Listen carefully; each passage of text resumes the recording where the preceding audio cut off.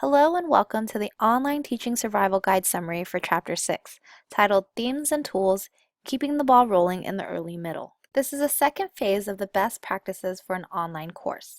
This chapter focuses on the goals that you use during the middle of an online course. Goals include ensuring that students are engaged with and using the course content knowledge. Also, nurturing the growth of these course communities. Let's go ahead and discuss what's happening in the early middle weeks. Learners are generally getting settled into their weekly rhythm. They're feeling comfortable about the course content and developing closer relationships with some of the other learners. Faculty should be continuing a strong teaching presence as well as emphasizing the core concepts of the content.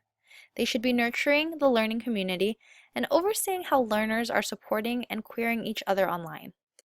Overall, learners should be engaging with the course concept. Ill-structured concepts should be more complex. They mirror real-life problems, whereas well-structured concepts are right or wrong answers. Learners should be establishing a role within the community and sharing those ideas. Faculty should be focusing on core concepts and engaging students with content problems, making sure they're exerting a strong teaching presence.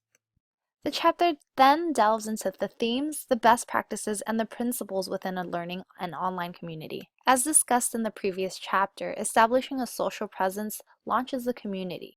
A teaching presence provides the framework for guiding learning and setting out goals and expectations of the course and learning experience. Cognitive presence is launched with the discussion of learning goals, but it's less prominent. Teaching presence in the early middle of an online course requires three categories. In the first category, teaching present requires course materials that are prepared for the course to start.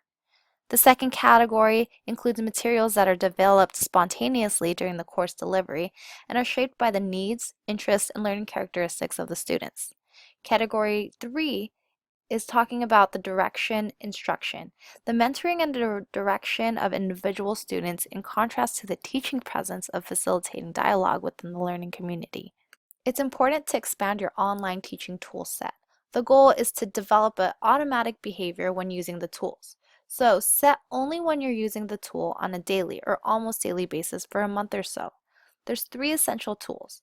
Number one is make sure you use announcements, discussion boards for monitoring feedback, and number three, basics of gradebooks and communications tools within CMSs. A high priority for teachers during the early middle of an online course is nurturing the content and learning community. Teacher direction, reflection, and dialogue is needed. Core concepts of community and cognitive presence build a sense of shared understanding, knowledge of one another, and mutual support. It also brings cognitive presence of constructing meaning through collaborative inquiry, and also the cognitive presence has students expressing a need to understand ideas more deeply, shared insights, connect ideas, and identify patterns and relationships. This chapter also provides you with tips for the early middle of a course content. This chapter also provides you with tips for the early middle of an online course. The first tip discusses managing a course. It's important to focus on your role as a manager of the course, directing and supporting learners through the instructional experience that compromise the course. You may also want to manage a course efficiently and effortlessly so that you can concentrate your mental energies on supporting and mentoring learners towards achieving their learning goals. Keep track of how each learner is doing and monitor his or her progress. Provide useful guidance and feedback while establishing a basis for the necessary assignments and grading. Some strategies and tools for building a community is to focus on strategies and tools that are best suited for the initial and early stages of building the community. These strategies describe ways to promote peer interaction, including the use of small teaming and peer reviews. Allow them to make friends. The communication is broadly expanded to other learners. Long, thoughtful discussions on a subject of importance is necessary. Create a shared experience promoting personal satisfaction and kinship that characterizes stages 2 of 3 of the building communities. Lastly, build the cognitive presence. Focus on the content. It's important that the most directed impact on students' learning outcomes and performance goals are for the course.